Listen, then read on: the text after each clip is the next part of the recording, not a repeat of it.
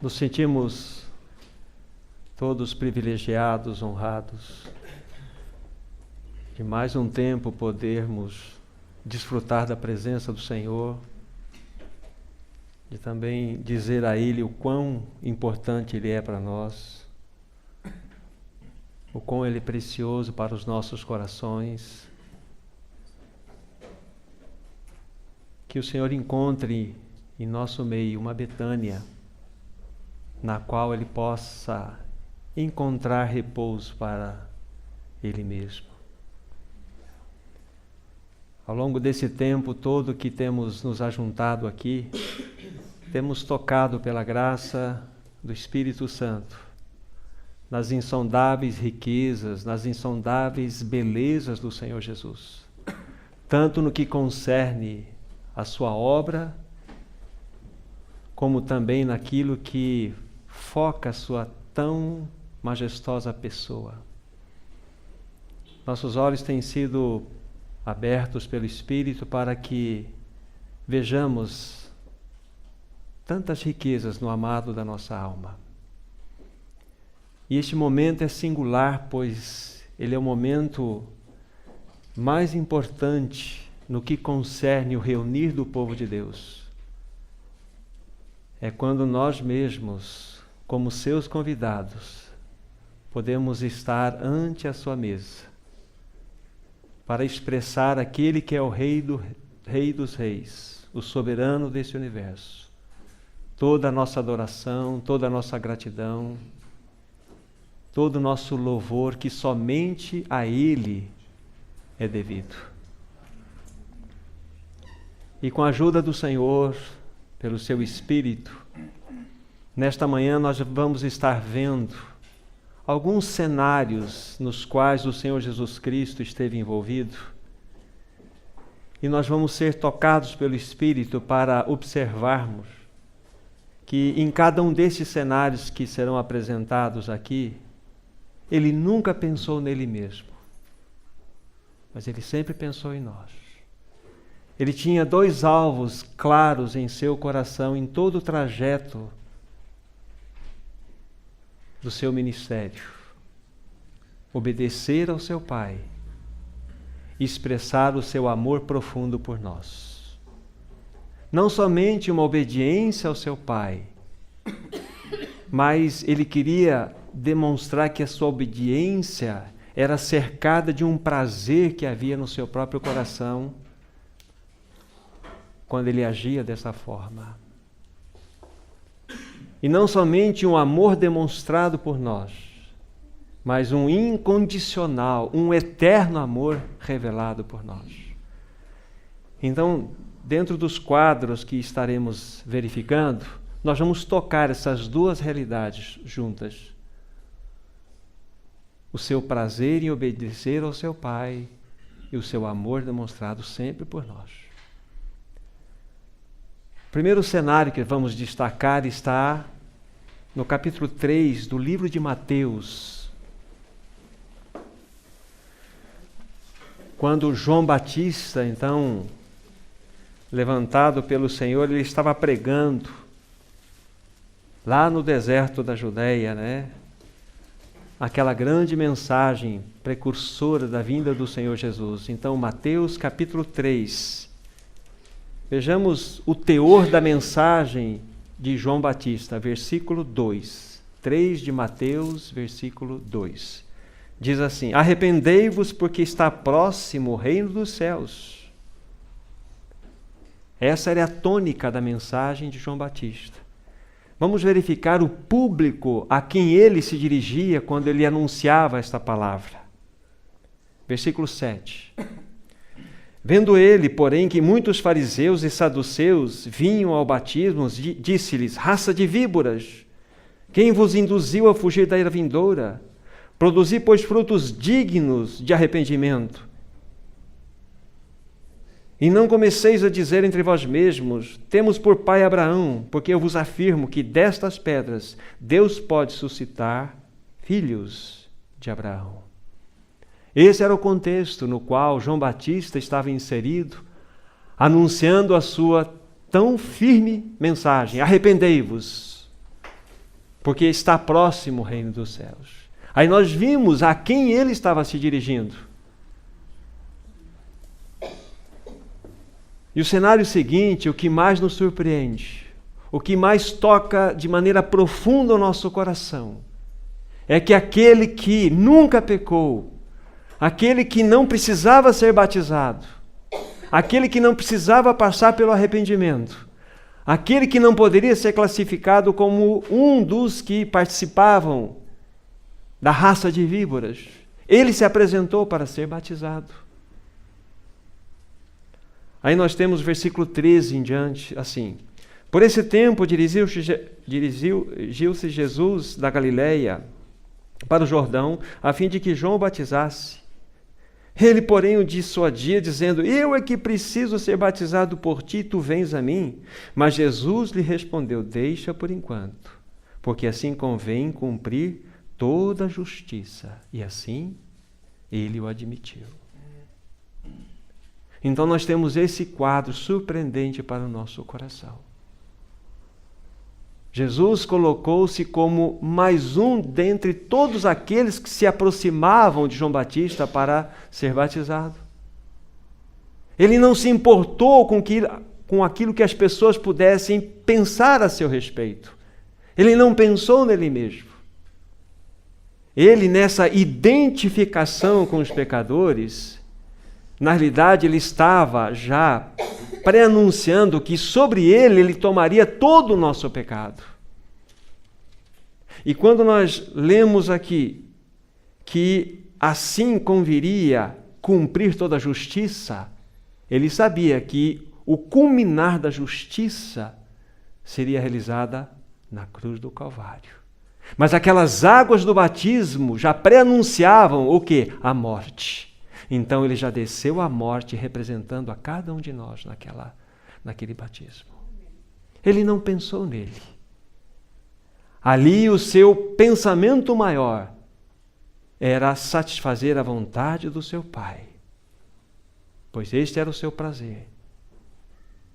E isso ele fez também em virtude do seu amor profundo por cada um de nós.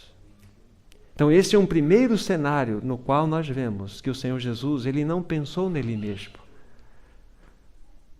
mas ele pensou em nós. Um outro quadro está nesse mesmo livro, no capítulo 17. Nós avançamos por um longo período já no ministério do Senhor Jesus e chegamos a um ponto no capítulo 17 do livro de Mateus, onde nós temos o relato da transfiguração lá no Monte Hermon.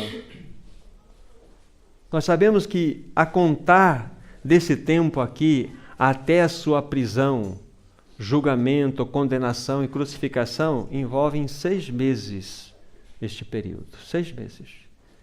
E nesse período todo que antecedeu esse momento da transfiguração, o Senhor Jesus Cristo havia vivido de tal forma que ele agradou de modo absoluto o seu Pai. Ele viveu de modo santo, separado, justo, de um modo tão perfeito, que naquele instante que ele foi transfigurado, na realidade ele estava totalmente preparado para ser elevado aos céus, pois ele alcançou aquela realidade do varão medida perfeita de Deus. Ele era o varão verdadeiramente que agradou totalmente o coração do seu Pai. Ele poderia ser tirado da terra se ele assim o desejasse, pois ele era perfeito. Mas nós estamos vendo que ele não pensou nele mesmo. Ele não pousou seus olhos sobre ele mesmo. Ele tinha um prazer em cumprir a vontade do seu Pai. Ele tinha um amor incondicional e profundo por nós. E o que ele fez? Ao invés de ser elevado aos céus, o qual o esperava, ele merecia ir para lá, ele desceu para o vale dos pecadores. E logo na sequência nós vamos verificar que ele já teve um encontro com aquele jovem possesso. Porque esta é a realidade da humanidade. Uma humanidade que está envolta ao seu pecado, no governo do inimigo. E ele então abriu mão de ser elevado aos céus, não pensou nele mesmo, mas ele desceu ao vale dos pecadores. Por quê? Porque não era aquele momento ainda que a justiça de Deus seria cumprida. Ele precisava marchar um pouco mais pela frente. Convém que a justiça, toda ela seja cumprida. Começou lá no batismo. E aqui nesse quadro, nesse cenário, também a justiça de Deus não poderia ser cumprida. Então, o Senhor abriu mão de si mesmo. Ele não pensou nele, ele se importou com cada um de nós. Ele desejou avançar um pouco mais em amor, dirigido aqui individualmente, para que nós pudéssemos experimentá-lo. Mas um cenário a mais, Evangelho de João agora, no capítulo 12. Evangelho de João, capítulo 12. Nós temos mais um cenário muito significativo das Escrituras Sagradas. A partir do versículo 12, nós temos o relato da entrada triunfal do Senhor Jesus Cristo em Jerusalém. Se, quando o Senhor Jesus, lá no Monte Hermon, onde ele foi transfigurado, ele ainda viveu 6 meses pela frente, até aquilo que havíamos dito da sua prisão, julgamento, condenação, crucificação. Aqui nós estamos 1 semana antes de sua prisão, julgamento, condenação e crucificação. E nós temos um quadro também muito significativo, no qual nós vamos verificar que novamente o Senhor Jesus, como nas anteriores situações, ele tinha condições de escolher, mas ele não escolheu algo que pudesse beneficiar ele mesmo. Ele não pensou nele, ele pensou em nós. E ele tinha amor no cumprimento da vontade do seu Pai. Dentro de todo esse quadro, nós sabemos o seguinte: dentro do contexto, é importante observarmos que anteriormente, apenas para menção para vocês, no capítulo 9 desse mesmo livro, nós temos o registro daquela cura do cego de nascença. E isso já havia despertado nas multidões um interesse muito grande em conhecer, em tocar o Senhor Jesus Cristo. E nós tivemos um outro fator muito significativo dentro desse cenário, que foi a ressurreição de Lázaro. Que notoriamente isso ficou conhecido por toda aquela região. E dentro do contexto no qual nós estamos vivendo aqui, milhões de pessoas que estavam vindo de todas as partes ali em Jerusalém para viverem aquelas festas que estavam programadas, as festas dos pães asmos, da Páscoa, enfim, os judeus estavam reunidos. Então nós temos um cenário de uma grande multidão. E o Senhor Jesus Cristo, então, no capítulo 12, a partir do versículo 12, tem aqui aquele momento de entrada triunfal em Jerusalém, onde a palavra de Deus diz, aí versículo 13, capítulo 12, versículo 13, olha, aquela multidão, tomou ramos de palmeiras e saiu ao seu encontro clamando: Hosana, bendito aquele que vem em nome do Senhor, que é o Rei de Israel. O Rei de Israel. Era o cumprimento de uma profecia. Nós tínhamos Jerusalém completamente aos pés do Senhor Jesus Cristo. Ele poderia ali notoriamente estabelecer o seu messianismo, porque ele já tinha vivido de tal forma que os seus milagres comprovavam claramente quem ele era, de onde ele era. Então o cenário todo estava preparado para que ele fosse então coroado como o Rei de Israel. A multidão estava a seu favor. Mas nós sabemos, diante de toda esta circunstância, de todo esse cenário, mais uma vez, ele sabia que não era naquele momento que a justiça de Deus iria se cumprir. Não era naquele momento. Ele precisava avançar um pouquinho mais, irmãos e irmãs. E diante disso, no versículo 24, para a surpresa de todos os seus discípulos em especial, ele vai dizer o seguinte: em verdade, vos digo que se o grão de trigo caindo na terra não morrer, fica ele só. Mas se morrer, produz muito fruto. Ele não pensou nele mesmo novamente, irmãos e irmãs. Ele se importou por você, se importou comigo. Ele tinha no seu anseio aquele desejo maior de obedecer ao seu Pai, pois nisto estava o seu prazer. Então, mais uma vez, ele fez uma escolha, não por ele fez uma escolha visando a cada um de nós.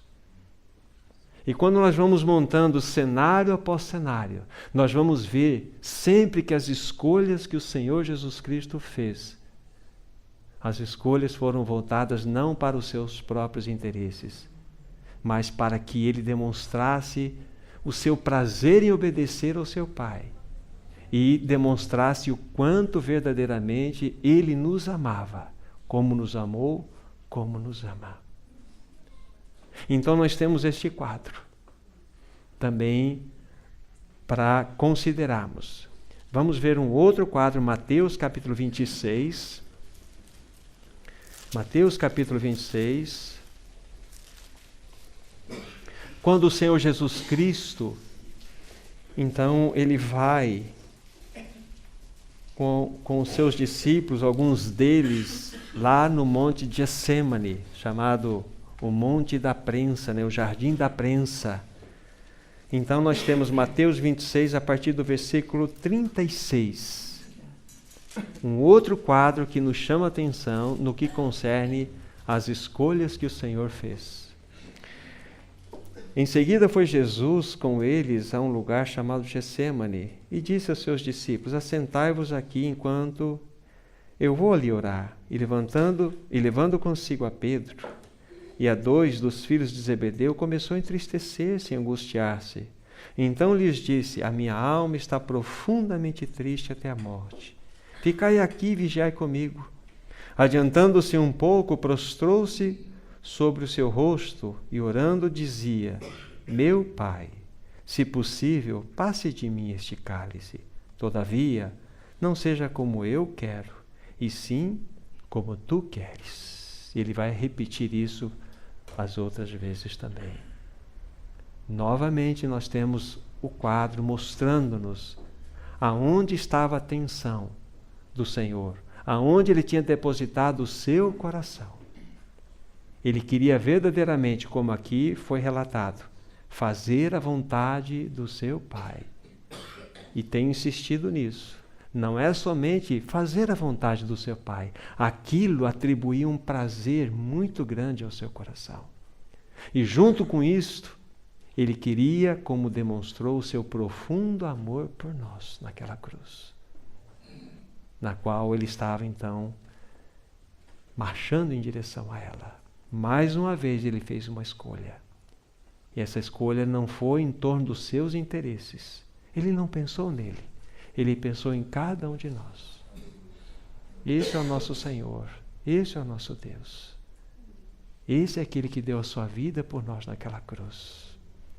Agora nós temos o cenário final, irmãos e irmãs, que é exatamente a mesa na qual nós estamos focando os nossos olhos e atenção. Isso nos remete exatamente a um cenário, é como se ele voltasse para nós e dissesse assim: vocês viram a minha escolha? Vocês perceberam? Vocês tocaram o meu coração em todo esse tempo, em todos esses cenários? O quão eu amava vocês?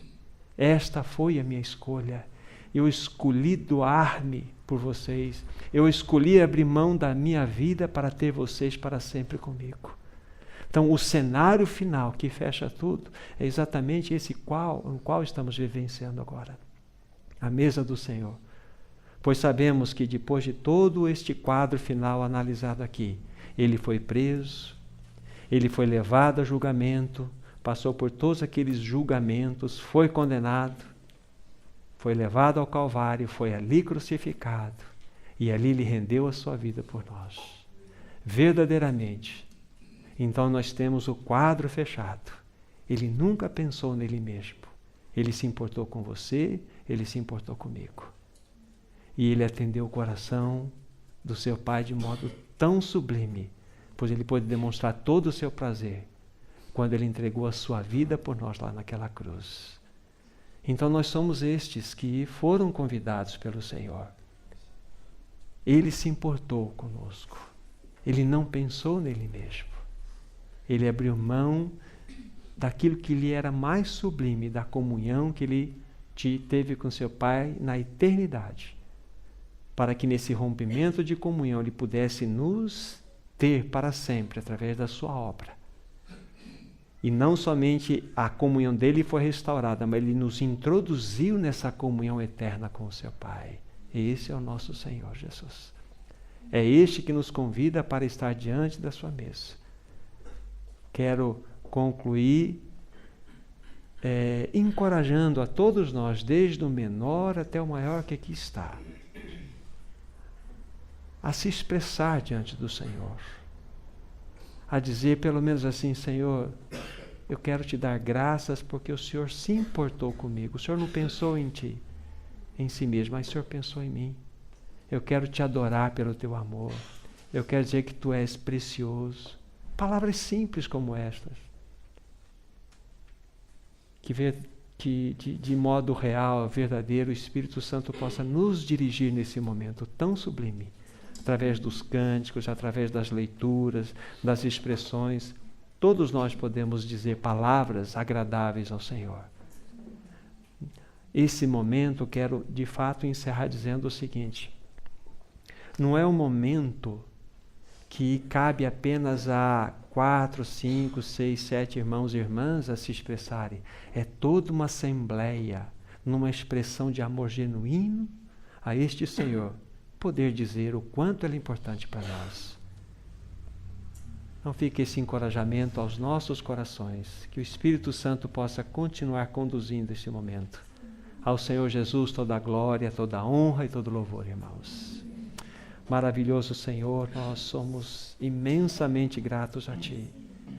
Quando olhamos estes poucos cenários onde Tu estivestes envolvido, nós podemos tocar com graça, com amor, o quanto o Senhor nos amou. O Senhor nunca pensou em si mesmo, o Senhor nunca pensou na Tua própria vida, na Tua própria dignidade, mas o Senhor abriu mão daquilo que lhe era maior, tão caro, que era a comunhão com o seu próprio Pai, para que nós pudéssemos ser Teus eternamente.